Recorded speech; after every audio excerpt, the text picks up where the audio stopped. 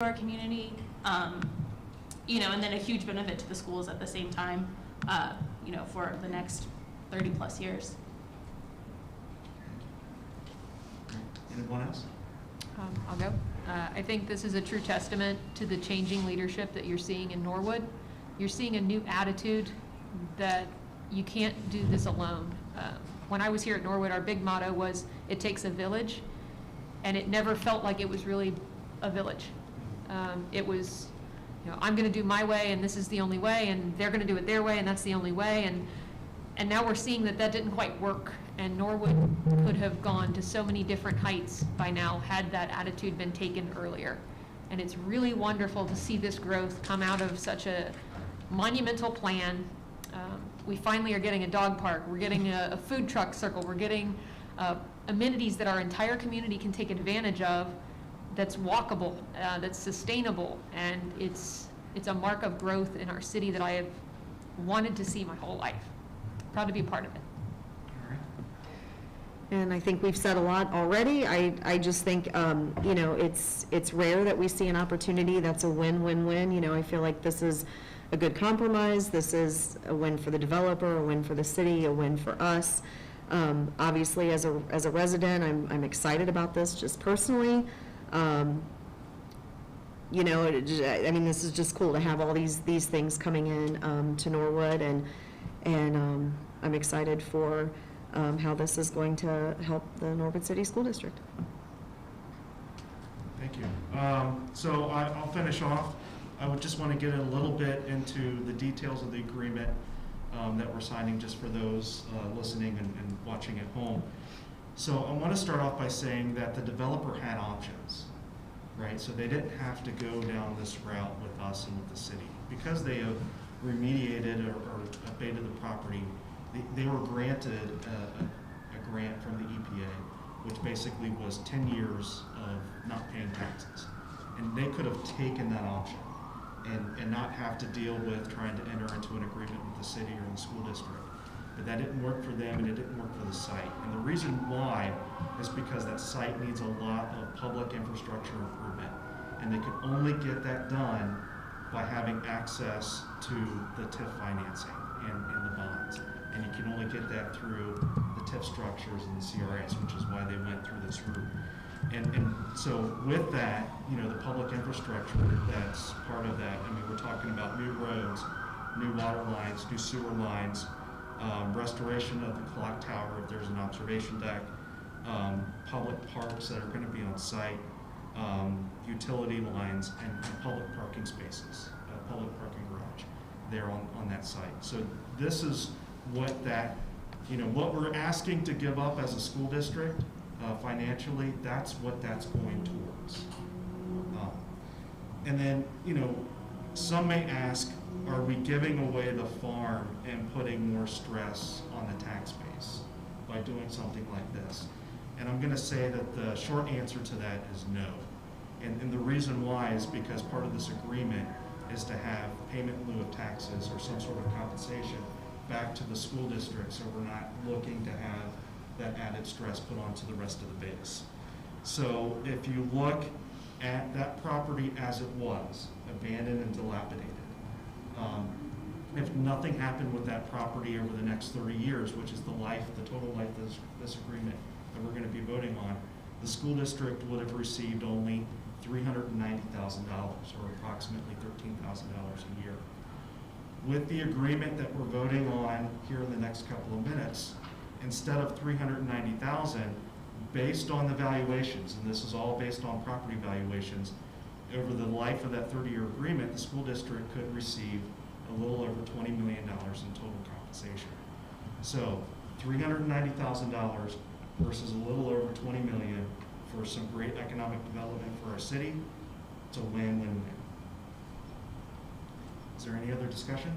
I'd much rather have that $20 million and not a property that's neglected and falling apart. Exactly. And rat infested. Yeah, and to echo off of what everybody said about relationships, if you go back decades with the city and with the school district and with developers, these agreements never happened. So this is something very new, and this is hopefully a new model going forward. So, I just think it's really cool because with this type of agreement, it means that we're not gonna have to go to our taxpayers. You hopefully know, not. That's, as long, if their valuation predictions are gonna hold, Yeah. this means that we won't have to just keep going back every other year and hope that somebody's gonna vote for us because it's all we have as an option. This opens so many doors potentially for the growth of this district without having to go back to our taxpayers. Anything else? Mrs. Camphouse, can I have a motion to adjourn? A motion? I'll second. Mrs. Camphouse, please call the roll. Mr. Atwood? Yes. Ms. Fowler? Yes. Mrs. Cole? Yes. Mrs. Draper? Yes. Mrs. Zerko? Yes. With that, we are adjourned from our special board meeting. You just like having more than one meeting so you can hit the gavel more than once. Do it twice a day. All right. Now, I would like to go ahead and move straight into the committee meeting and welcome everyone for our committee meeting for Tuesday, May 11th, 2021.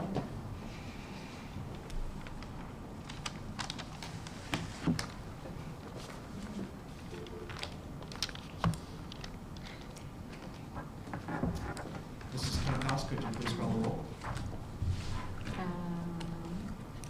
Mr. Atwood? Present. Ms. Fowler? Present. Mrs. Cole? Present? Mrs. Draper? Present. Mrs. Zerko? Present. If you're not here, say no. All right, the next item on our committee is to adopt tonight's agenda. I would like to make a motion that we adopt tonight's agenda as written. A second? Any discussion on tonight's committee discussion? Mrs. Camphouse, please call the roll. 1 second, I'm sorry. I think she's signing the agreement. Oh, that's right. That's- We have to get that over to, Yeah. we have to get that over to the city. Can I call the roll? I'm not sure. Can we call the roll, Julie? Just give me 1 second, I'm sorry, I'm not even thinking straight here, let's see, this was The city's got to have a signed copy. The signed copy, presented yeah, before that's they what's can happening. Take their action, and We could have taken a 5-minute I recess. don't have my my Robert's Rules of Order with me. I didn't Right. know. I move that we move on to the presentations and then come back to align with the rest of the agenda to accept it as written. If we could just go ahead with beginning that presentation. Well, the issue is we can't call the roll. Well, we're all still here, we've already called it. How's that? Yeah. She's almost done. All right. Thank you. I don't want to rush anything, I just want to make sure everything's checked.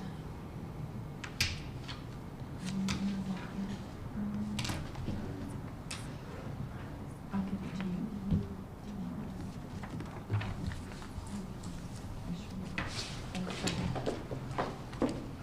Where are we? Mrs. Sorry. Camphouse, are we good with the Yes. agreement? Just call the roll, Julie, and all is right with the world. We did call. We're adopting the No, agenda. no, we're adopting the Do I agenda. have To a adopt the motion? agenda. Yeah, we have a Yeah. second. Who's the motion? Brandon I and made me. the motion. She seconded.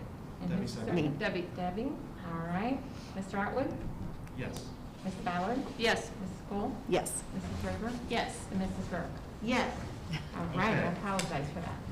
No, That's okay. you're good. You're This doing is important important work. stuff. We want to make sure all of Yeah. our i's are dotted and t's are That's for crossed. sure. Okay. We are now going to move on to section 3 in our committee agenda, and that's presentations. Yes. Superintendent Brennan? Thank you, and I'm going to turn it over to Alice, who has a lovely introduction about our music program, and then we have a special guest here, Allison Marshall. So Alice, we'll start with you. Okay, today we take a moment to celebrate Norwood City Schools' commitment to supporting the whole child through music education. Students experience music both during the day and after school. In our 21st Century Grant-funded after-school program, children can take voice, guitar, and piano lessons. During the day, we have dedicated teachers who instruct and guide young people throughout their pre-K to 12th grade years. Children can learn a variety of instruments in band or orchestra. Today, we celebrate the opportunity to expand learning for children even further with the incredible news that Kevin Lockwood and Allison Marshall, with Allison Marshall being here, are here to share. Well, Kevin's not, Allison is. Thank you, and my own child loves the music program here too. Thank you for being here. You're going to talk about the generous donation that we have gotten. Yes. So earlier this spring, Ms. Akers forwarded a website email to me and Kevin Lockwood about a possible instrument donation. And for me, it was perfect timing because I was literally combing the classifieds looking for a decent used space that we could upgrade for the orchestra. So with the hopes of getting some new strings and a dream of getting one used bass, I quickly emailed Marguerite Erickson, replied to her email about this instrument donation, and it soon became apparent that this email could change more than just the bass section of our orchestra, but it could change our whole program. Ms. Erickson explained that she was representing her great aunt's foundation, which is the Charles and Isabel Hall Foundation. And through conversation, as an interesting side note, we found that Charles and Isabel made Cincinnati their home, but as Isabel Hall actually taught in Norwood years ago. We're not exactly sure on the dates. But we're researching it. Yes, we're trying to find those. Made a couple more calls today. So she spent part of her career teaching general music here in Norwood. But when we learned the specifics about the grant, we saw that they were 4 instruments and that it was going to be huge, more than just the orchestra program. So quickly, I reached out to our treasurer to make sure that we did everything correctly. I got in touch, obviously, with Kevin Lockwood. We were talking the whole time. And then I contacted the elementary teachers, and Katie Geller worked with Betty Bothwell and Joe Walken to get their wish list of anything that they would need prepared. So Mr. Lockwood worked on the band instruments, and then I researched what we could do to provide more instruments to our orchestra students. And the grant was advertised for instruments, but I felt like it was really important that if everybody was benefiting, we should include the choir. So I talked to Adam Robinson to ask what kind of materials that he could use, and he also got a wish list together. And I figured we might as well just throw it all in and see what happens. So I put the list together and I prepared a detailed report about how special and successful our music program is and how this donation could help our current program and also where we want to move in the future. And with all this hard work, I'm happy to announce today, or to thank today, the Charles and Isabel Hall Foundation for their support of our schools. With their generosity, we will be able to increase the access and equity for all of our students in grades K through 12, everybody. This will support the music education for every student, literally every student. Every single student will get to benefit from this. They'll get to touch these instruments, they will play these instruments. And we'll be able to replace broken or outdated musical instruments with new high-quality instruments that will last for many years. So, oh no, take it out. Next slide. How does that happen? We've always done a good job of taking care of what we have, but I compare it to what the instruments that we have now to loan out. I compare it to learning how to dribble with a flat basketball. You can do it, it's difficult, and it's not always a lot of fun. And you can't be as successful as if it was fully inflated. So, due to the inconsistent climate control, poor initial quality, and just old age, our supplies have become dated and broken, and they will be replaced with new instruments. But, what kind of new instruments? You're wondering, I'm sure. $160,000 has been donated to us. Oh my goodness. That means that all elementary schools will now be equipped with the equal and complete sets of their instruments. So they'll have, each will have a class set of ukuleles, chromatic boom whackers and the teacher resources, Orff instruments, and other world pitched and non-pitched percussion instruments. I think it's important to know that that means that every one of our elementary schools will have the same thing. So that will help also with our 6th through 12th grade music programs, because all the students will be coming to us with the same experiences. It's been really different, and so now they'll get to come with equal experiences. That means that the band will have over 45 new instruments, and the orchestra will have 60 new instruments, which includes multi-size. So in orchestra, if you start in 6th grade and you're smaller, you play on a fractional size instrument. So the instrument grows with you, and it will be replaced with a larger instrument as you grow. We'll have a new electric piano to replace the broken one in the orchestra room, which will be excellent since our D major is our main key that we play in the beginning, and 2 of the D major scale keys have been broken for the last 5 years. We call them our deck keys. So this will help with intonation and just making the musical experience better. And I'm happy to say that we were also able to include choir. They'll be receiving a new portable PA or live sound system they can use for their shows, but also any of the other ensembles can use it as needed. So with this, it opens the door for people who maybe didn't play because the monthly rental fee was a deterrent or unable to work with their family finances. And the district's already started to set up a system for how we can log and track our instruments, and a long-term plan for how we can care for them and maintain a budget for their repairs and their maintenance and replacement as it's needed. So, again, I just wanted to thank the Hall Foundation and all of our music teachers for giving me the information I needed to put this grant together. And moving forward, we're hopeful that our performance ensembles, orchestra band, and choir will be able to grow to their full potential. Especially with 6th grade moving to the middle school, we're able to end those before school practices and actually have it as part of a school day, which is going to open the door just in itself with the schedule. And we have a few events planned to pump up our participation. For example, this summer, Orchestra and Strings will have our first ever summer camp, where anyone who's enrolled, whether they played before or not, so for beginners up to 12th grade, can come to this camp with other teachers to learn new techniques. And other music programs are doing similar things.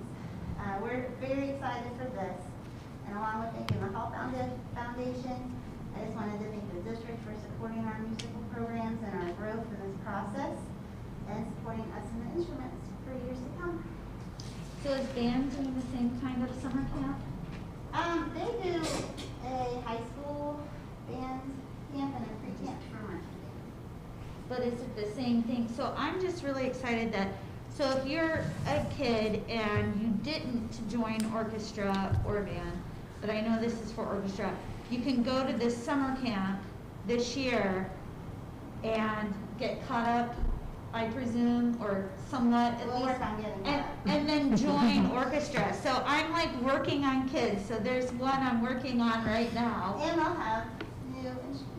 Yeah, and I'm like, you can join this summer camp. It's free, and you'll get an instrument. The school has instruments now, and then you can join orchestra even though you didn't. My little friend is in 6th grade, so she would have been doing it this year. But I'm like, even though you didn't do it this year, I think she actually even just moved to our school during the school year, so she wouldn't have been able to anyways, either way. And I'm like, then you can play next year. And she's getting really excited, so I'm really, When will the instruments get delivered, or do you order them, or they, like, how does obtaining all of this stuff work? Well, we just put in the requisitions.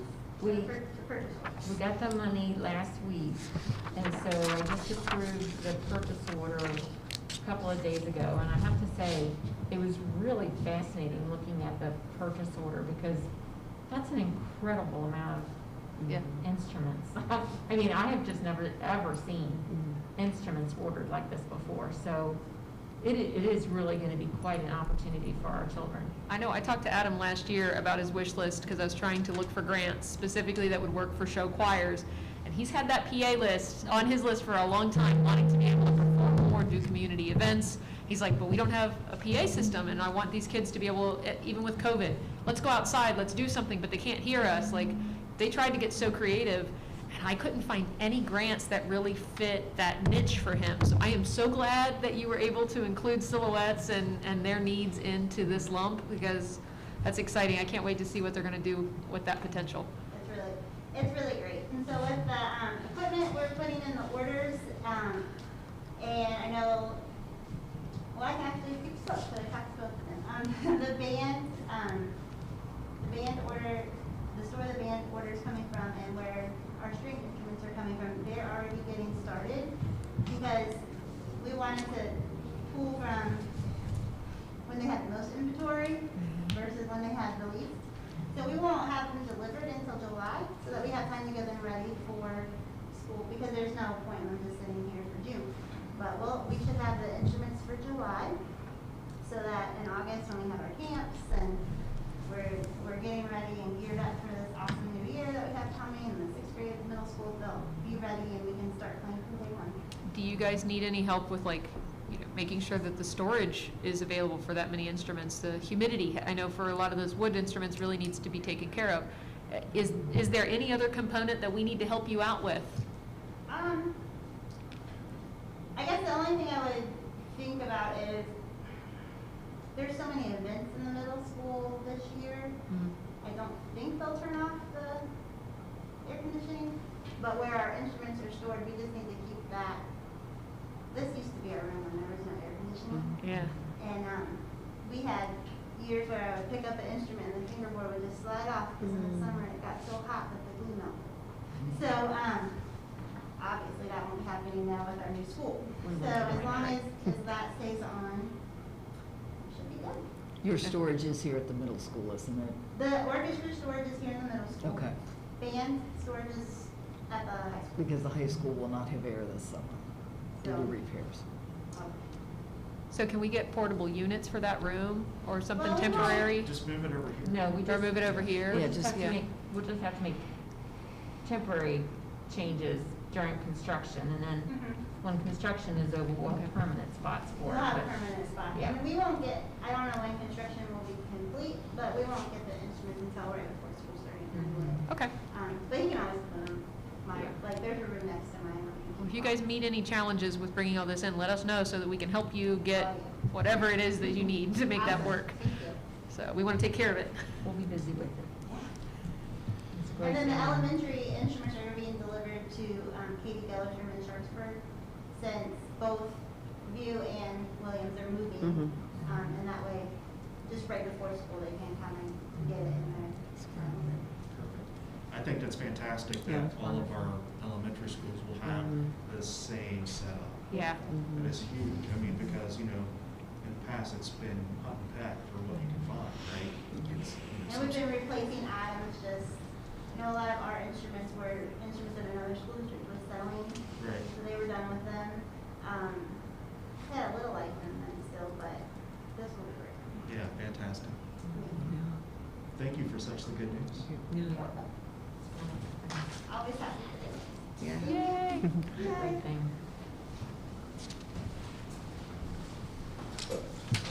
All right, with that good news, we'll move on to the next item on our agenda, which is our 5-year forecast report. I'd like to turn this over to our treasurer, Mrs. Campbell. Yes. And I'll move on over to you.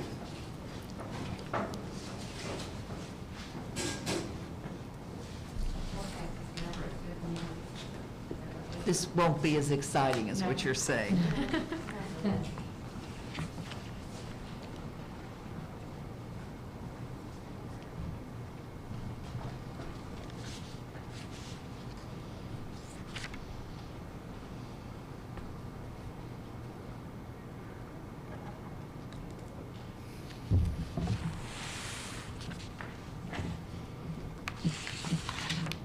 Okay, so we are reviewing the 5-year forecast.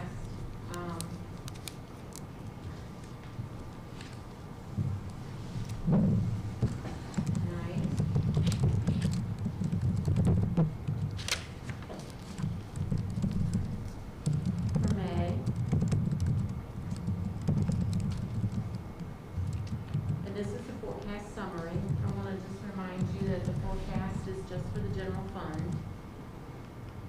And, this is the forecast summary. The first, the black column is revenues and the gray column is expenditures. And, the first one is last year. The first set of columns is last year. The second one is, this one right here is this year, and then each year past it is, future. And so you'll see last year was positive, this year's positive, and each year to the future is positive. And the reason they're all positive, or the reason all the future ones are positive is because, I apologize, my notes are not showing up for some reason, and I need to find them.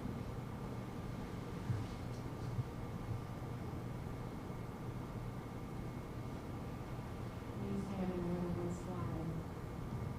More than one screen. Do you want your other device to leave on your tables? Well, that's a good idea.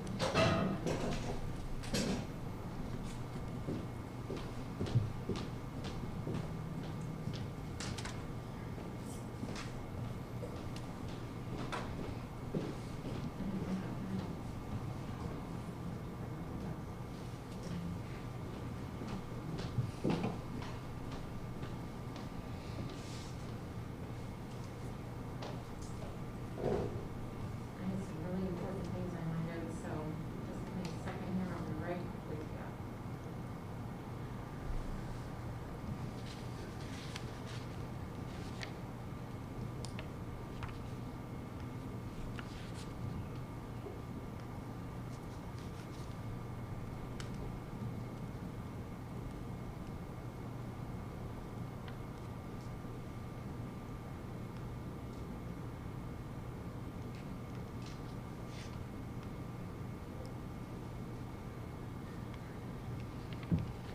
Okay, so tonight we're reviewing the forecast. Typically, I have 3 or 4 things I'd like the board to consider. Tonight, I just have one item. And just one item because it's so important. It's so important that I've summarized it. And I've summarized my presentation into just a few slides. However, if you want more information, don't hesitate to get with me.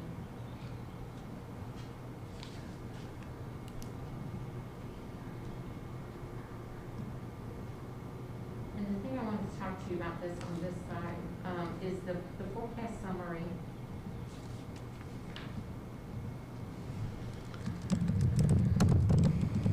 See that I'm estimating that revenues are higher than expenses all of the last year. And in fact,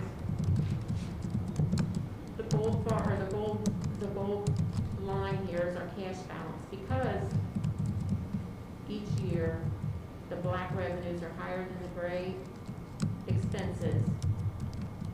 As you can imagine, then the gold line is our cash balance. It's going to increase each year because revenues are higher than expenses.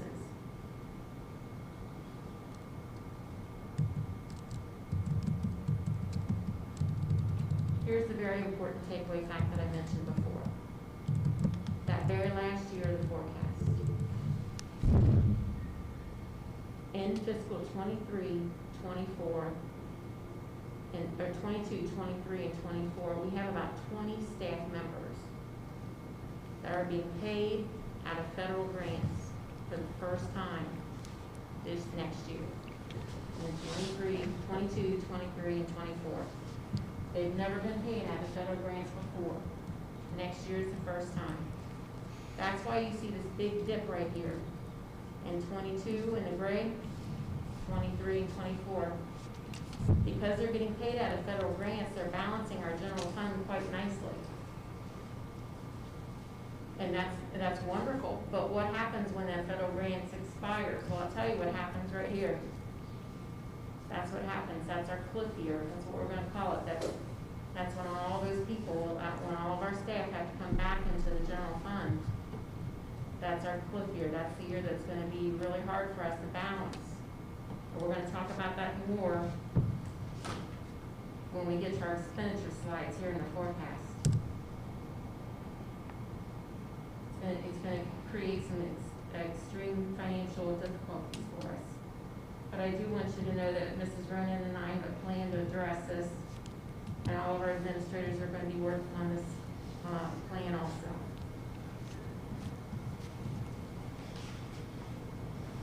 This is our revenue overview. And I wanna talk about it. Really, there's not a lot of change here at all. In the first part of the graph, the colorful graph, you'll see last year's revenues compared to 2025. You'll see that I expect some small growth in real estate. Real estate's in the blue. Whoops.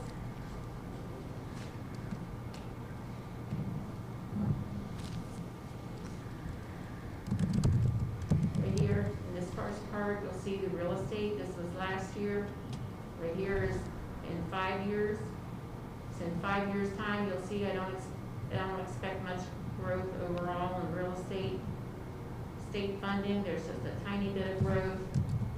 Other revenues in here in green is actually going down just because last year, at the beginning year comparison, we had quite a bit of one-time payments.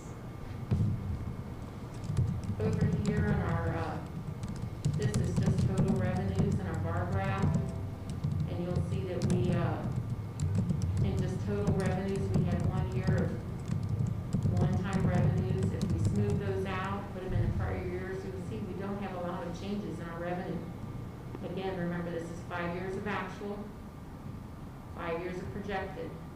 Not seeing a lot of changes in revenue. Makes it hard to keep up with changes in expenditures.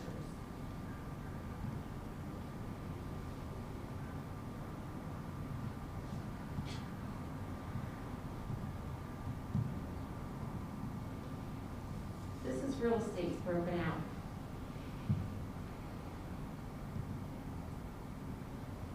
I'd like to talk about this one just so that we can break it out separately. This is the one where we just usually see some pretty steady growth on it. But in this one, you'll see this was 2016. Again, we see 5 years of actual. 2016, 2017, here's 18, 19, and 20. 2018, we saw a little bit more here. 2020, a little bit more. Both those years we saw settlements. This is 2021 actual. This is this year. You'll see we took a little drop there this year. This year was disappointing. We had some commercial taxpayers that did not pay. We had quite a bit of delinquencies this year. Put us a little lower than previous years. You'll see I do have some growth projected for the next 4 years. We saw a nice change in our valuations. We should be seeing some increases in taxes. So real estate taxes is really the only place that I'm showing growth and revenues.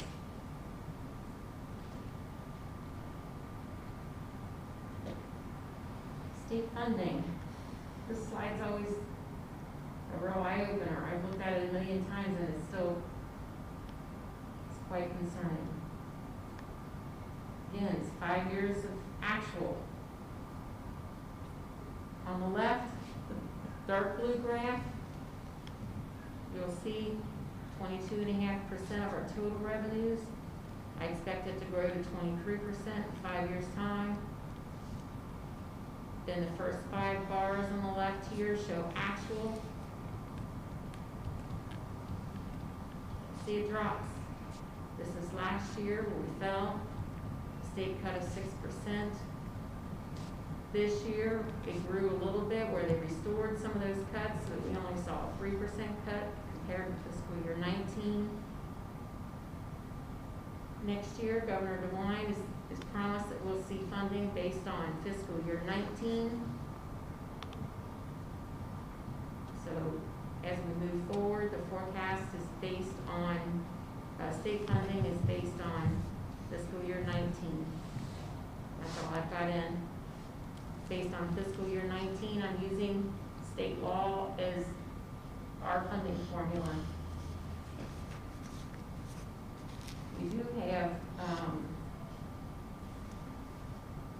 there's a new biennial budget and a new funding formula out there.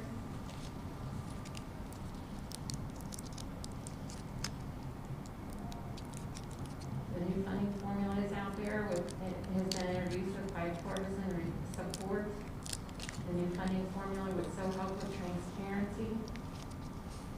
It's been years since Norwood City Schools has been funded on something other than a guarantee, and the new funding formula would do so.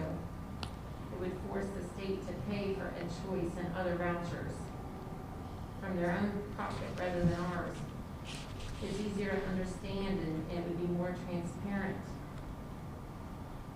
The new biennium will start July 1st, and we truly hope that we are funded with this new funding formula this biennium and for the future.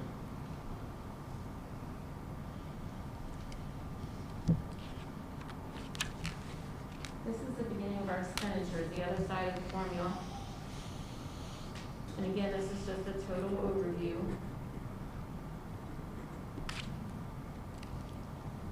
When you break down our expenditures, here's the categories.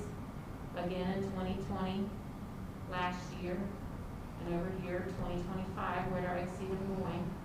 Starting off with salaries.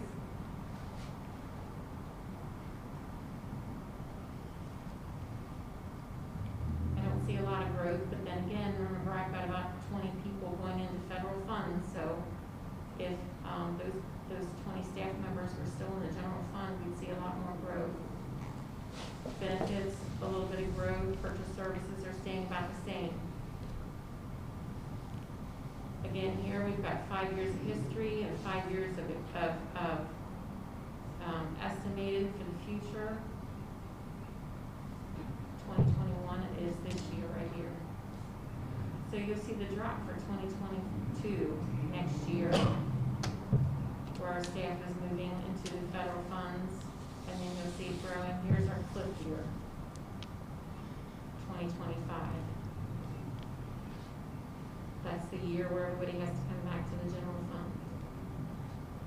We'll talk about that more in the next slide. This slide is just salaries for the general fund.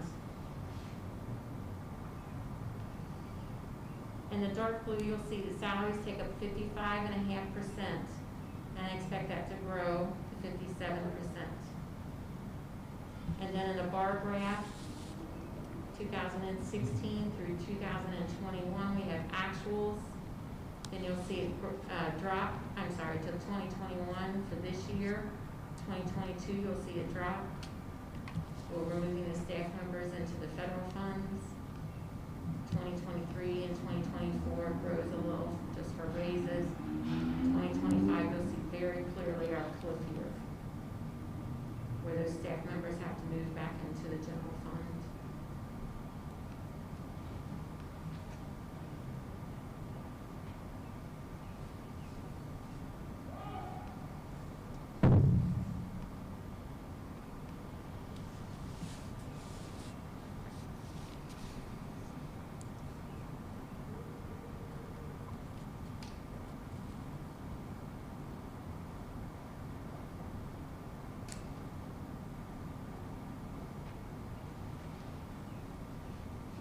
Same thing for benefits. They don't have a lot of growth in benefits. Really, our costs are pretty well controlled except for enrollment.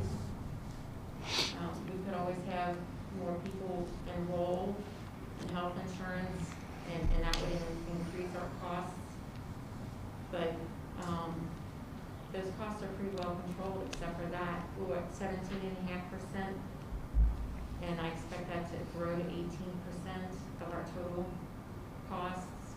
But you'll see again that cliff hits us really hard again in 2025.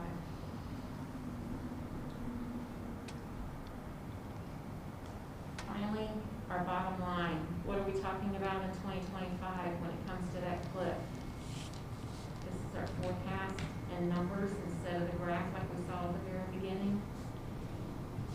The cliff is almost $2 million. We'll have to cut $2 million to balance our budget in 2025.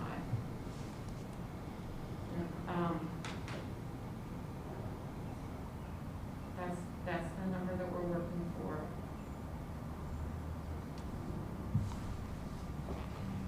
Julie, why or 20, I guess, where did they get that number from? Why is it only 20? And why is it happening just for like 2.5 years, I guess it starts? Or is it 3 years? 3 full years that they're on it? It's really complicated. ESSER is a 4-year grant. It's actually three different grants that runs for a 4-year period of time. Okay. We're allowed to use a small portion of that grant to relieve the general fund of a small amount of money. And that's the amount that I'm talking to you about right now that is relieving the general fund of money.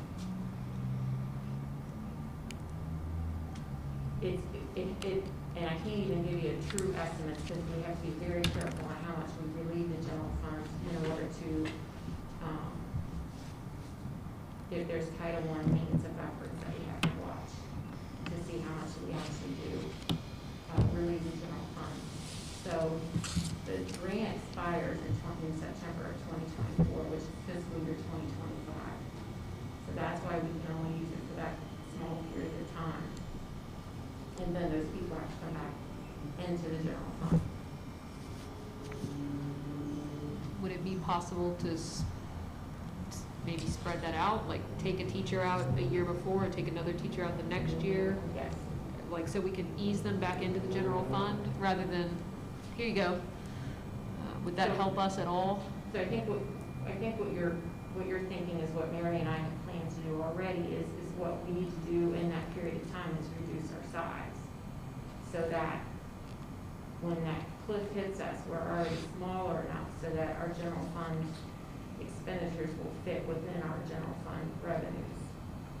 So that when the ESSER grant expires, we're already ready to fit and balance our general fund.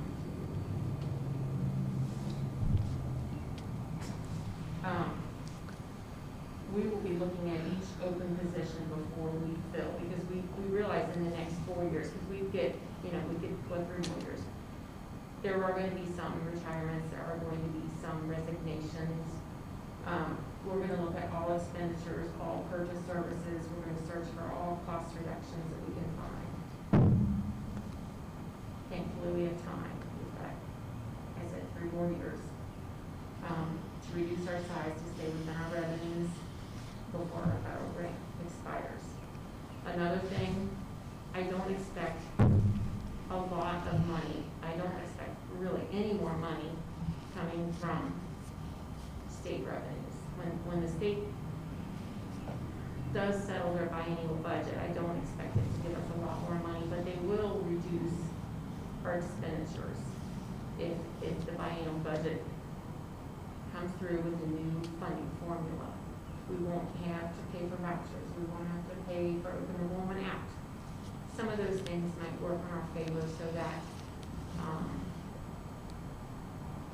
our expenditures are less and we balance a little better.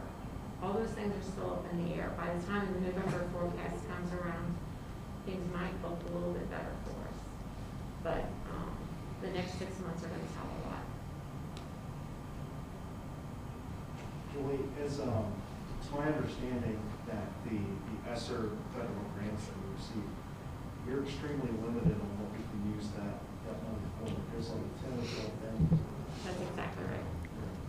ESSER 1 had 10 things and they were all related to COVID.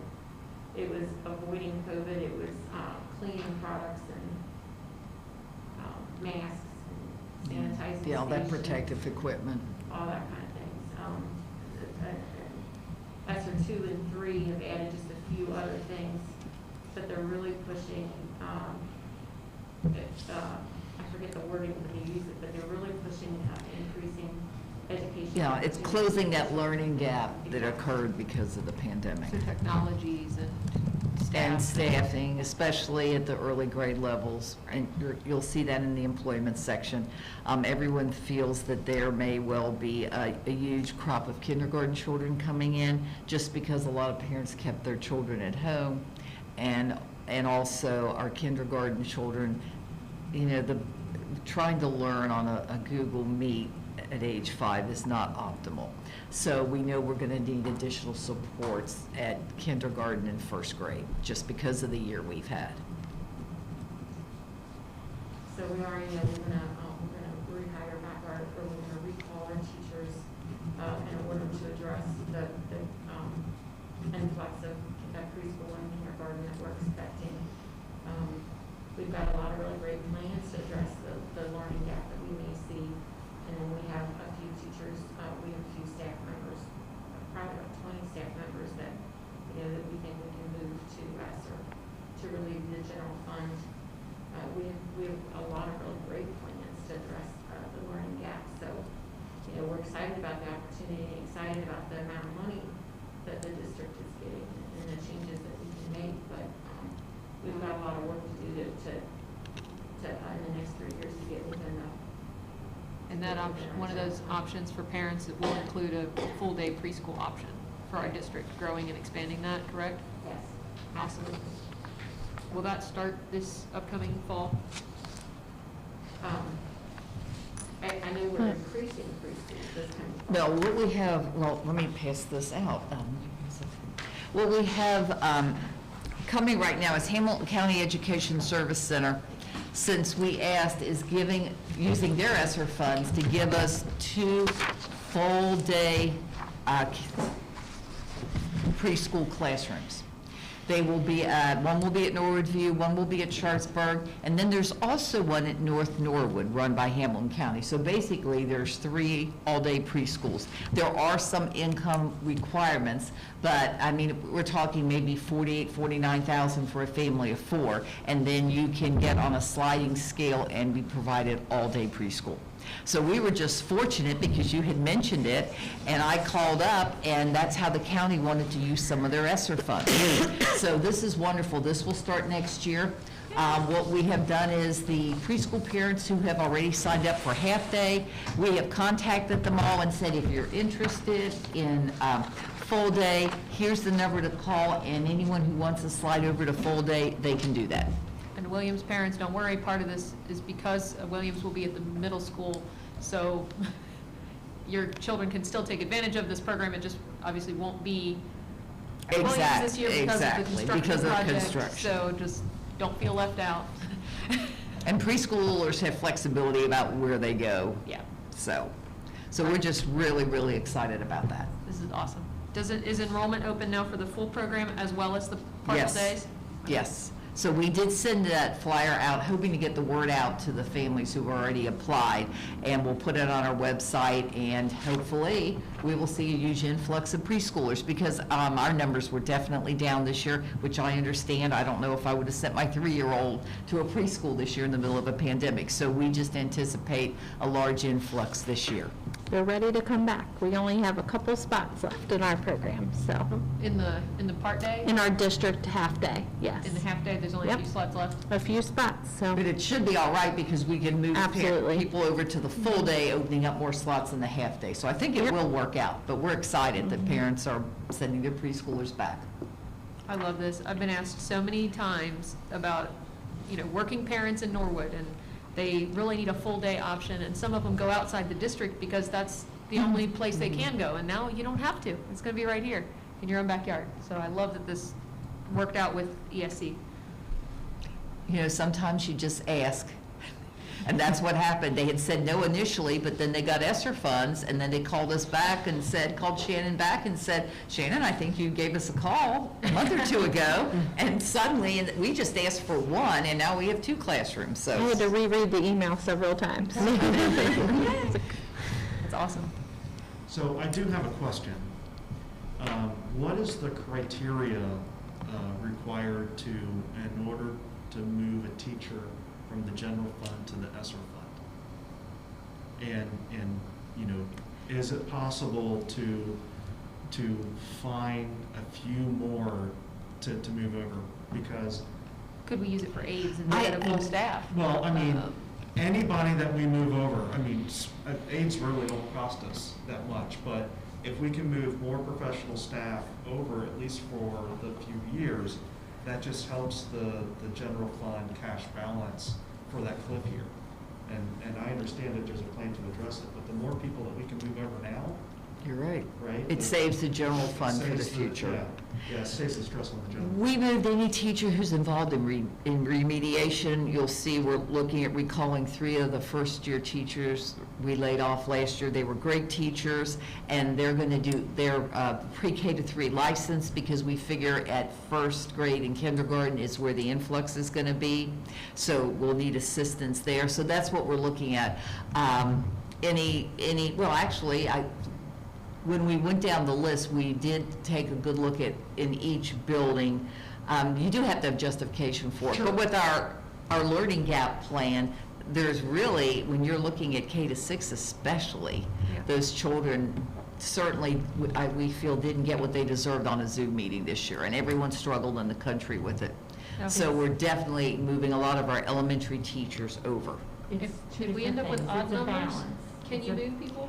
It's a balance between hiring and the new services that you want to provide, or the supplanting. The term of moving someone from general fund to a federal fund is called supplanting.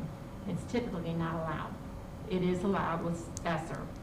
And so the supplanting, we have to be very careful with it, because you're not allowed to drop your general fund expenditures below 90% from the year before, just like the state's not allowed. Remember, we talked about it last year. So it's a real balancing act. We have to make sure that it's all going to be dependent on how much general fund money we get next year. That's what I'm going to have to look at. So, is it our overall general fund operating revenue, the 90%? I'm going to have to wait and see how much we get from the state to see how much I can spend next year. And then I can see how much I can supplant next year. Right, so you can supplant 10%, Yeah. okay? And that's a year-to-year thing. So over the next 3 years, we could do 90% of last year's, Yeah. right, supplant over, and then the next year, 90% of that again, right? Yeah.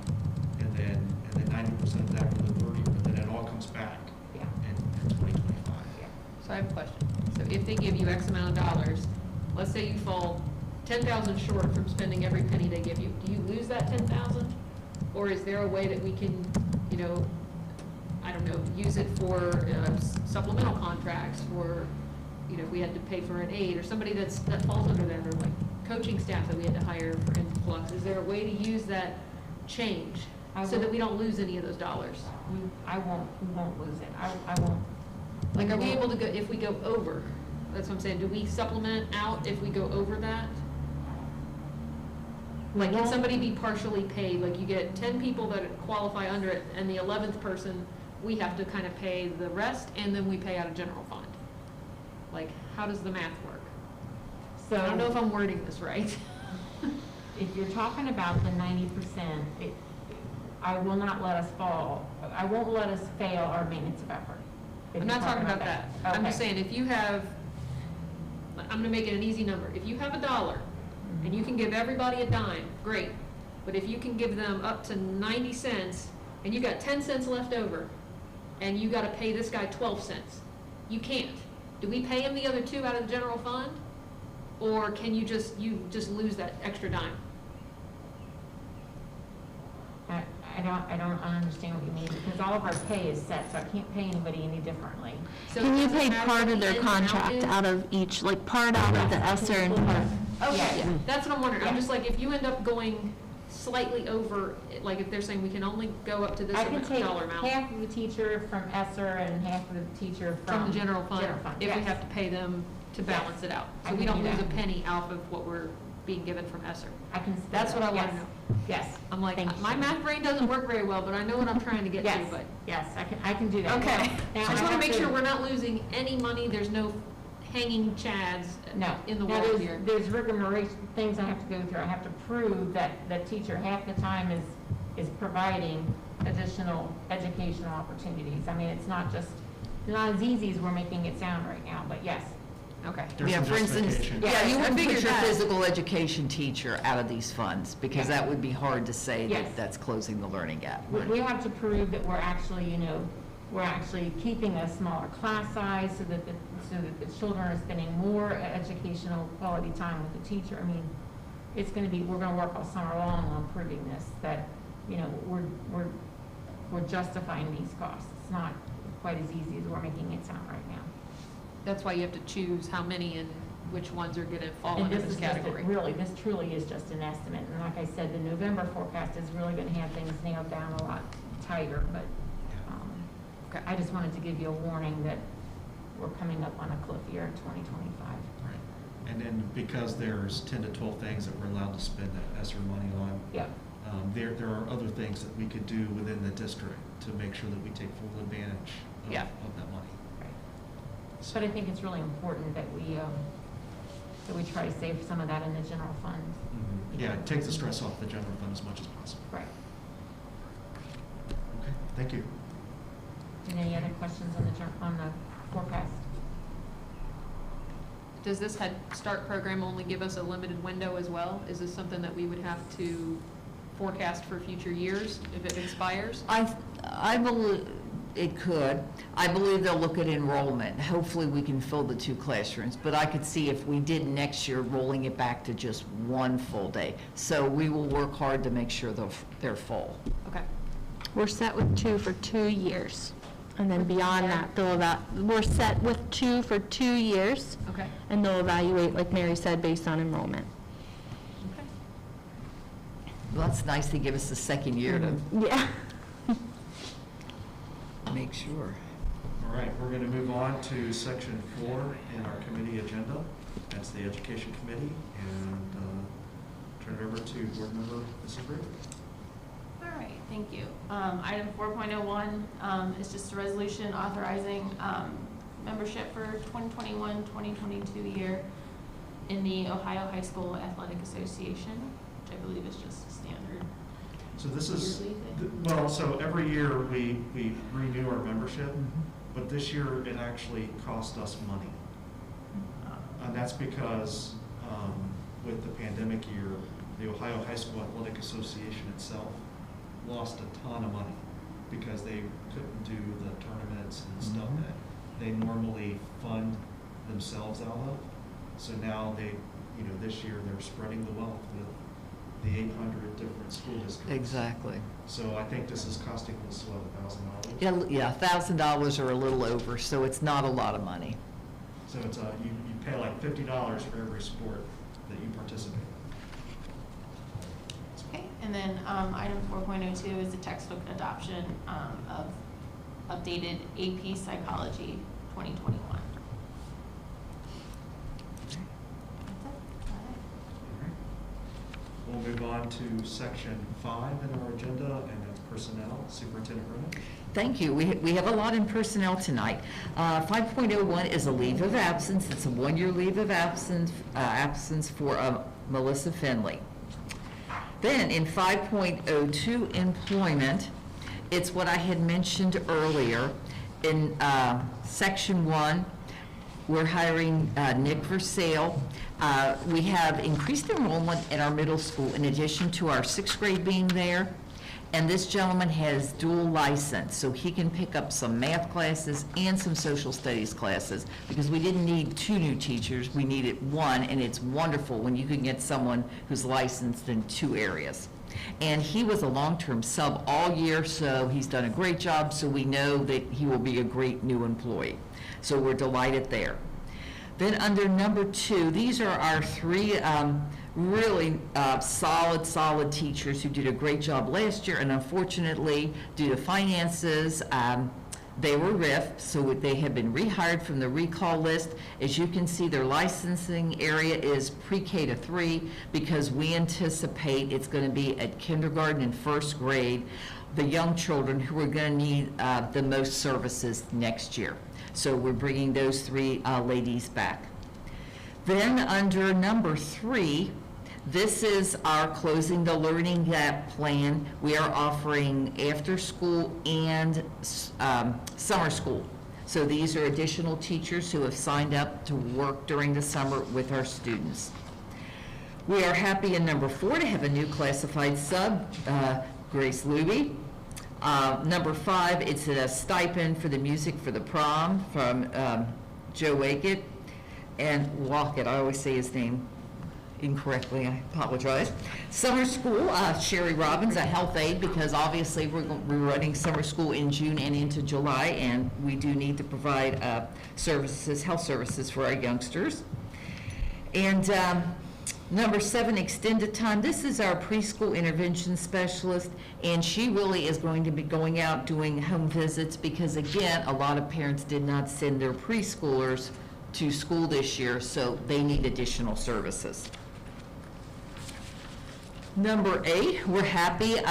We have Maggie Donnell and Abigail Rebholz. They are both returning. They both coached these sports last year. Then under, Maddie Baker, she is a Norwood High School alum. She is coming back to do cross-country, and John Burling in varsity volleyball.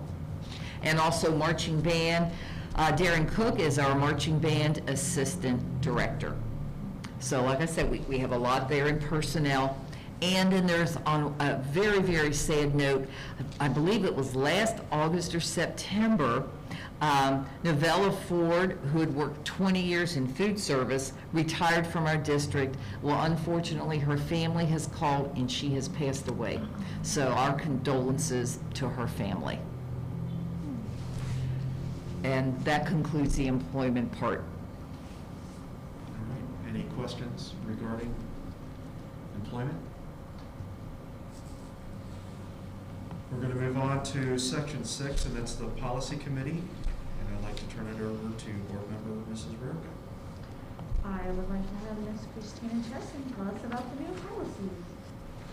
This is the second reading of these policies, so we went over them in great detail last month, so we're in good shape this month. Like always, if you have questions, I think we were pretty thorough last month, but this should be our second reading, and we should approve it at the board meeting this month.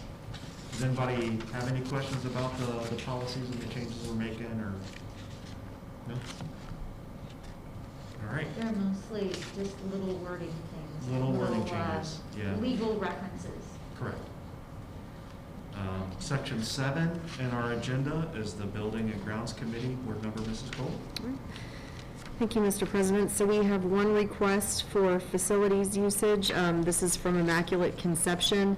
They want to use the Shea Stadium track and field and stands for field day, June 10th from 11 a.m. to 2 p.m.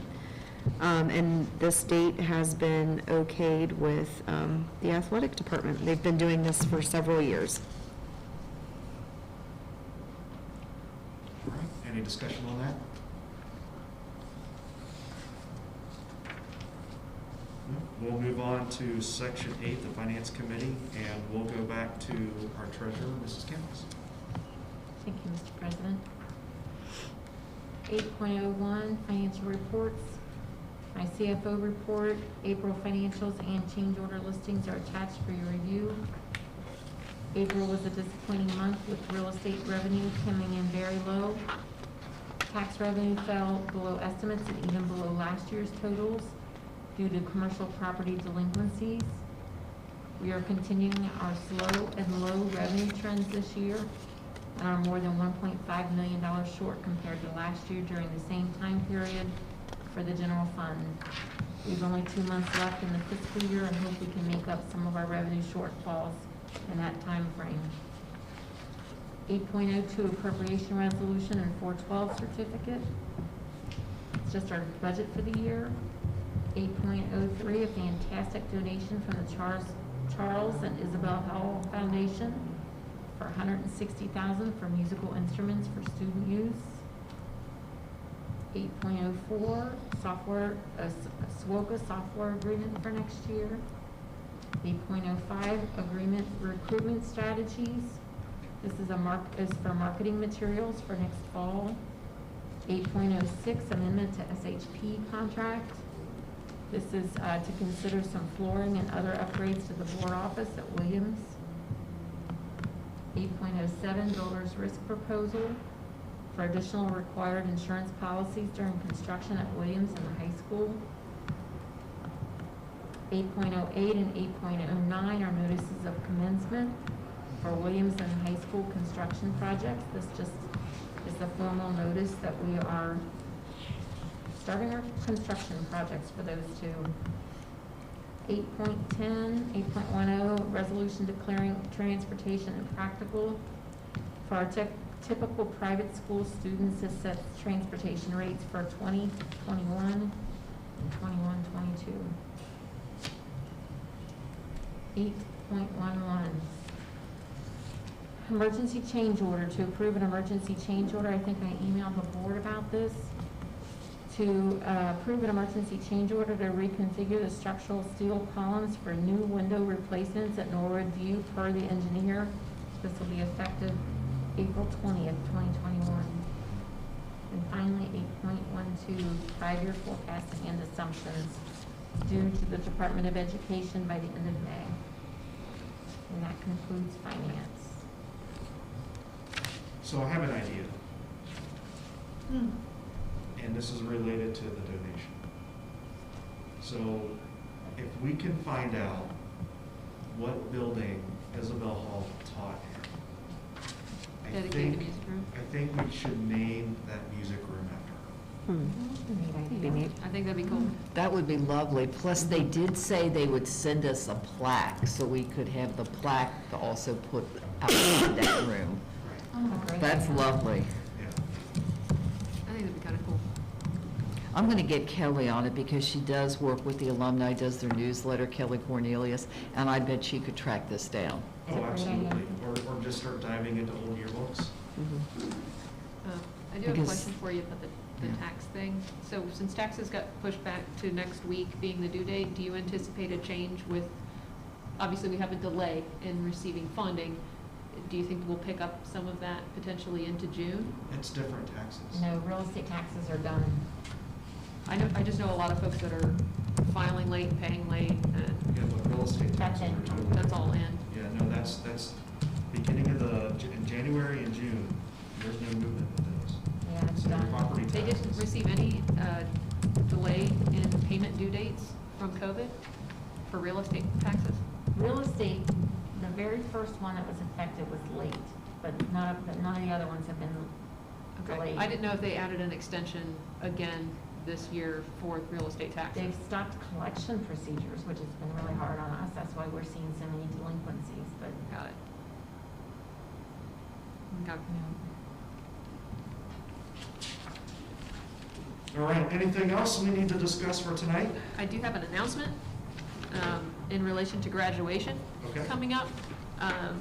So obviously, our graduation will be coming in 14 short days, 14 days, I think. I'll be interpreting that service, so if, it's a ticketed event this year. If your seniors have not yet picked up those tickets, please see Miss Akers.